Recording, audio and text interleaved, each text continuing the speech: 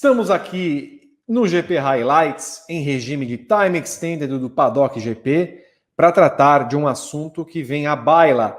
Nós falamos na semana passada da ótima geração francesa, dos frutos que a geração francesa vem obtendo desde que a federação local fez um trabalho para propiciar pilotos, sobretudo da Fórmula 1, e vimos com a vitória de Esteban Ocon, de Pierre Gasly, de Antoine Hubert, enquanto estava correndo na Fórmula 2, da força que ele tinha, com Charles Leclerc, e também temos de ressaltar o trabalho que vem sendo feito, ou será que há um trabalho sendo feito, na base holandesa que tem propiciado tão bons pilotos a ponto de termos Nick De Vries como vencedor de duas provas do campeonato desse ano, do primeiro campeonato mundial da Fórmula E.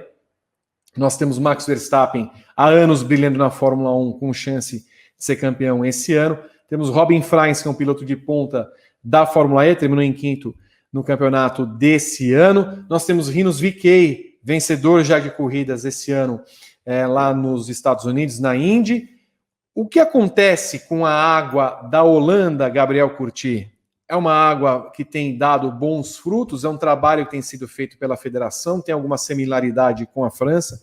Me fale desses pilotos, o que nós podemos esperar do futuro da Holanda no automobilismo? Eu acho que há uma certa similaridade no sentido de ter uma onda de pilotos vindo mais ou menos que no mesmo momento, né? O Robin Freins e o Nick De Vries, eles são de uma geração um pouco anterior. Por mais que o De Vries tenha aparecido com destaque depois do Verstappen, ele é 4 anos mais velho que o Verstappen, né? Eles não são nem da mesma geração. Mas com certeza o sucesso Verstappen, ele ajudou demais na vinda de outros pilotos. O Rinus VeeKay nunca escondeu que o Verstappen é a grande referência que ele tem atualmente e que o Arie Luyendyk é a referência que ele tem nos Estados Unidos, né? O holandês que teve tanto sucesso lá na Indy. Então eu acho que já é um começo de impacto do fenômeno Verstappen. Não é no De Vries, não é no Freins, é um pouco no VeeKay e é nesses meninos que estão vindo por aí. Na Fórmula 2, por exemplo, você tem o Richard Verschoor, você tem o Bent Viscal, você tem novos pilotos da Holanda vindo. Eu acho que a gente tem que pontuar também que há uma diferença em relação à Federação Francesa com o apoio dos pilotos. Você olha, por exemplo, o Gabo pode me ajudar, é o Verschoor, né, que está fazendo vaquinha para continuar correndo? Uhum. Isso, acho que é o Verschoor. Né? Então, assim, o Verschoor tem grande chance dele não voltar empregado da volta das férias. Isso, obviamente, é um problema que não se poderia ter com um piloto que é um dos mais próximos que o país tem na Fórmula 1, de chegar à Fórmula 1. É uma coisa que a gente vê muito no Brasil, por exemplo. E aqui no Brasil não se tem um programa de apoio a esses jovens pilotos. Então, eu enxergo mais como uma similaridade pelo grupo de pilotos grande, por uma onda grande de pilotos chegando, mas também acho que a gente tem que dissociar desse lado mais burocrático. Burocraticamente falando, a França vai muito melhor nesse aspecto. A Holanda não está cuidando dos seus pilotos para que eles estejam firmes em todas as categorias e que eles tenham condições de se bancarem até chegar à Fórmula 1. E tem outra coisa, você olhando para as categorias que a gente adora, falar também do Paddock Plus, né? Fórmula 4, por exemplo, tem pouquíssimo holandês. Então, essa safra, ela é reduzida. Ela pode se renovar daqui a alguns anos, mas nesse momento você não olha para, por exemplo, a Inglaterra. É assustadora a quantidade de pilotos ingleses que estão vindo. Sempre tiveram, sempre foi um país muito tradicional, mas, cara, você olha para os grids de Fórmula 4, óbvio, inglesa, mas italiana, alemã, tem muito piloto inglês e bom piloto inglês. Você tem o Sullivan, você tem o Behrman, você tem o Ayrton Simons, que é inspirado no Senna. Então tem vários bons pilotos surgindo. A Holanda não tem isso. A França tem, a Inglaterra tem. Então seria mais ou menos, Gabriel Carvalho, como os anos 90 do país, chamado Brasil, que nós temos aqui ases, pilotos insuperáveis, não precisamos fazer trabalho algum, e aí a Holanda vai se valer disso. Nós temos agora pilotos muito bons e não está sendo trabalhada para que a base holandesa tenha um futuro a longo prazo? Assim, se tá tendo um trabalho muito forte, talvez tenha a respeito de caras que estão no kartismo e quem sabe vão chegar eventualmente nas categorias de Fórmula no futuro. Mas é certo que uma similaridade do Brasil é de você ter um cara que é uma referência.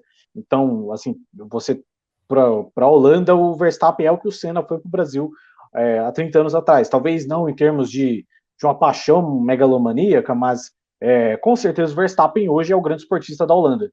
E acho que o fato de você ter um cara como o Verstappen inspira investimentos privados de diferentes partes. Então, inspira uma marca a chegar e falar, pô, vamos bancar a carreira desse piloto aqui. Pô, quero estampar minha marca no carro do Bento Fiscal, quero estampar minha marca no carro do Richard Verschoor. Então, essa galera foi meio que ganhando um certo empurrão, um certo apoio, tal como aqueles pilotos brasileiros que vieram, inclusive, pós-cena, né? Que, enfim, você tem ali Barrichello, Christian, enfim, os principais ali dos anos 90 que vieram um pouco depois, e eu acho que a Holanda passa um pouco por esse momento também, mas eu concordo com o Gabriel que é muito mais sobre uma onda holandesa em si, que uma geração interessante que surge para competir num nível alto, do que necessariamente um investimento forte de onde vão seguir saindo grandes pilotos dia após dia. A gente até vê a França, que hoje vira uma referência, porque você tem aí o Grosjean, que ficou mais de 10 anos na Fórmula 1, você tem agora Gasly ou Ocon, vencedores de corrida, mas mais para baixo, lá nas Fórmulas 4, na Fórmula Regional, você tem o Adrien Davi, você tem o Isaac Adjar, que são pilotos assim, franceses jovens e que têm um futuro interessante, e acho que falta um pouco isso, talvez, na Holanda. Tem só um outro piloto holandês que acho que é forte nas categorias de base, que eu vou lembrar. É Dylan Van Não, Hoff, é um que outro. tá liderando a Fórmula 4 espanhola. Ele era muito bom no kart, né? Mas, sim. Na verdade, eu esqueci agora o nome do. Eu vou lembrar em breve, mas enfim, eu acho que vive uma fase realmente iluminada a Holanda, e acho que os pilotos. Aqui, ó, eu descobri o nome do piloto, é o Cas Harvercourt, que foi o campeão da Fórmula 4 espanhola ano passado. Esse que é o cara que talvez seja o da Holanda do nível mais baixo, assim, que tem crescido. Então, acho que os pilotos holandeses vão aproveitar qualquer oportunidade que eles tiverem para buscar o máximo de recursos que eles podem para dar sequência para as carreiras, porque realmente é um país que não tem, talvez o motociclismo na Holanda seja mais popular que o automobilismo, só ver como o GP de Assen da MotoGP é uma prova bastante popular, está aí há tanto tempo, e o GP da Holanda vai voltar agora na Fórmula 1 depois de 35 anos, então acho que é dever deles tentar aproveitar o máximo que der, porque talvez essa onda passe. E tem um ponto que a torcida, falando em onda, né, Gabriel Curti, é muito similar também à do Brasil, né? Nós vimos ao longo da semana, por exemplo, muitas pessoas pedindo para que a torcida vá com calma quando tiver o GP da Holanda em relação ao Hamilton. É uma torcida bastante visceral que tem acompanhado o Verstappen onde ele tem ido, principalmente em território europeu. Nós vemos de fato alguma coisa parecida com o Brasil, que a gente também pode projetar, como o Gabriel falou, que daqui a um tempo pode acabar? Ou você vê que em algum momento essa volta da Holanda como corrida, e que deve ser daquelas corridas que vai ficar por um tempo, justamente porque você tem um Verstappen, justamente porque você tem uma torcida apaixonada, pode render frutos num longo prazo muito maior que 4 décadas de Brasil tivemos? Não, eu acho que pode. Primeiro pelo fator Verstappen. Eu acho que a gente não pode ignorar o fator Verstappen. O fator GP da Holanda é obviamente muito importante, mas ele vai ser provavelmente um espetáculo por causa do Verstappen. Os caras vão estar viscerais, né, vão estar malucos pelo Verstappen, não pela Fórmula 1. E eu acho que isso pode causar um movimento, sim, de entrada para os próximos anos, né? Para daqui a 3, 5 anos a gente começar a ver mais holandeses com destaque no kart, com destaque em Fórmulas 4, com destaques em Fórmula 3 e subindo, e subindo. Porque se a gente pega os últimos anos da Holanda, antes do Verstappen, o que se tinha era Jos Verstappen, Christian Albers, Guido van der Garde, né? Esses caras não vão trazer uma nova geração de pilotos. Assim. O Max Verstappen deu sorte de que o pai dele sempre quis que o filho fosse o que ele nunca foi. Uhum. E aí e aí causou esse fenômeno, e que eu acho que sim, vai abrir muita porta na Holanda. E por que eu acho que a Holanda vai se aproveitar disso, como o Brasil não se aproveitou quando teve seus fenômenos? Porque não foi só o Senna, né? O Brasil teve Fittipaldi, Piquet e Senna, e durante 3 décadas foi país campeão de Fórmula 1, e durante mais 2 décadas teve muito bem representado com Barrichello e Massa.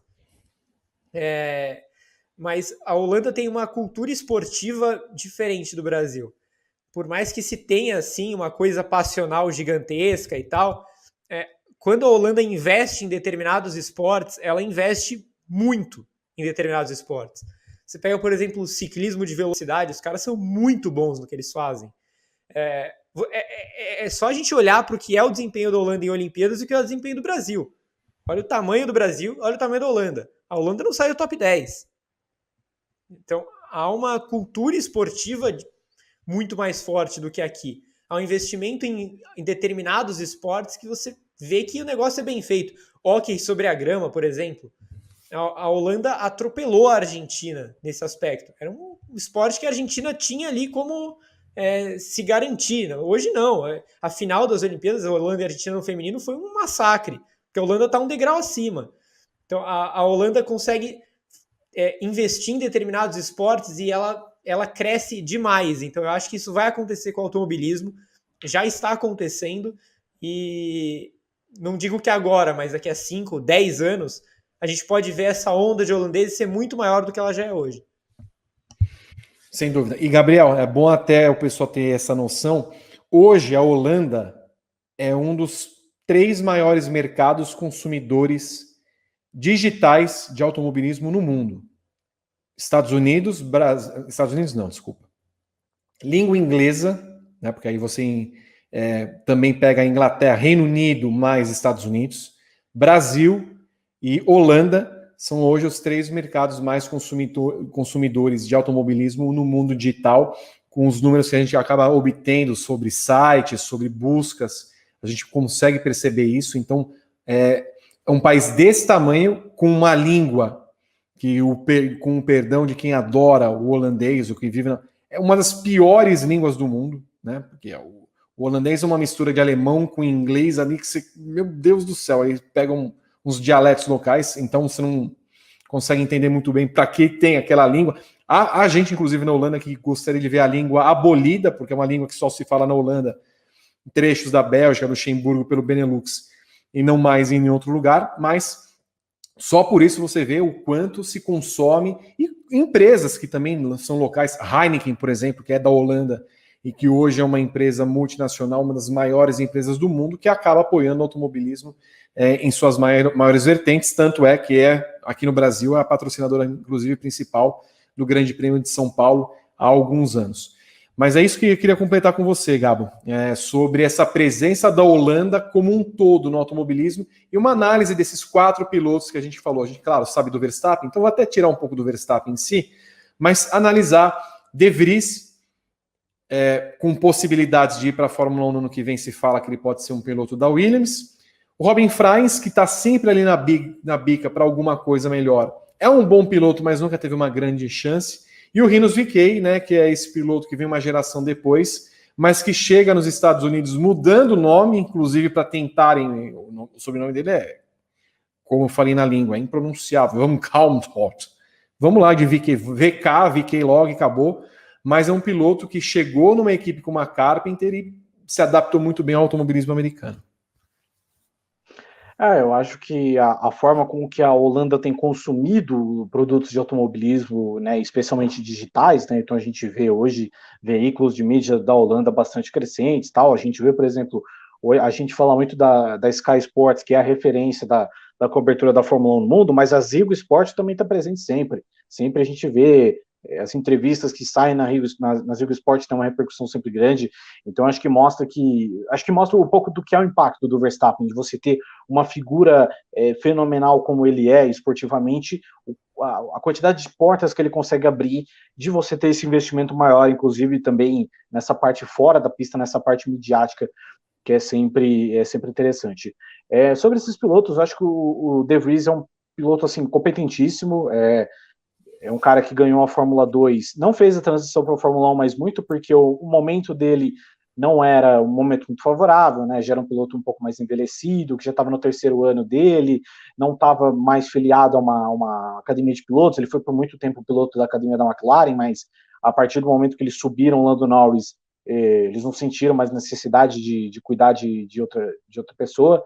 Então, acho que ele se encontrou bem na Fórmula E. Eu acho que a Fórmula E virou um espaço onde ele pôde se desenvolver e ser competitivo também numa categoria interessante. Eu acho que as categorias de Fórmula, de uma certa forma, ainda são o que sustentam mais o automobilismo. Você não quer ver um cara, por exemplo, que é campeão de Fórmula 2 e vai disputar a P2 do WEC, a GT Pro do WEC, assim, com todo respeito aos pilotos que disputam, inclusive pilotos brasileiros. Acho que não estou dizendo que é sinônimo de fracasso, eu acho que é uma categoria ótima, mas acho que as categorias de Fórmula têm assim, um apelo maior, então é interessante que ele siga lá. O Fries é um cara curioso porque ele tem ele é um cara mais assim híbrido, né? Porque ele consegue competir em diversos tipos de ambiente. Então ele está há uns anos já sendo um grande piloto na Fórmula E, um piloto que consegue vencer corridas, que disputa títulos, né? Ele terminou em quinto, mas ele esteve em segundo antes da rodada de Berlim começar, se eu não me engano. Acho que foi algo assim. Mas ele esteve nessa briga pelo título, e é um cara que também teve uma experiência muito longa no DTM, de estar sempre brigando por título lá, enquanto ele quis correr, né? A partir do momento que o DTM fez a categoria de GT, ele abandona. Ele tem experiência também em Endurance, tem experiência em outras categorias de GT, é um cara híbrido, então um cara que é interessante de você ter no automobilismo. Ele é uma referência interessante. Acho que até correu na Stock já o Franz, né? Em corrida de dupla, uns anos atrás.